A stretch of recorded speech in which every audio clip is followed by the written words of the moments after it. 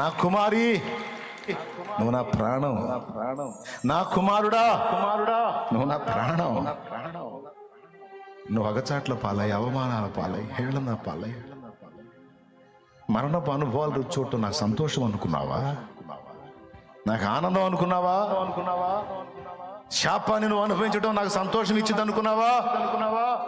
నేనేమన్నా సైకోనా, శాడిస్ట్నా? మరి కానప్పుడు ఎందుకు చేసావు నన్ను ఇట్లా?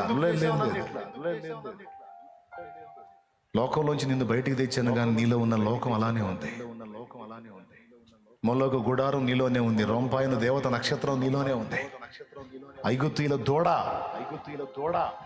4 రోజులు మోసే పక్కకి వెళ్ళేటప్పటికి దూడ వచ్చింది చూడు, ఆ దూడ ఉంది నీలో. ఇవి ఉన్నాయని నీకు తెలీదు. నేను మారాగా, నేను వచ్చాగా, నేను ఇప్పుడు బాగుపడ్డాగా, నేను మంచి ఉన్నాయాగా అనుకుంటున్నావు. నువ్వు ఏందయింది? నువ్వు ఏడే ఉన్నాయి సరుకు నీ దగ్గర. వాటిని ఒక్కోదాన్ని తీసేయడానికి ఇవన్నీ నేను వాడుతున్నా.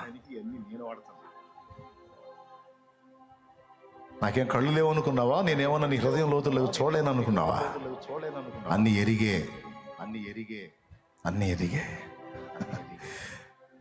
నువ్వేం చేయాలి? ఎరిగియున్నానయ్యా నీకేది అసాధ్యము కాదని,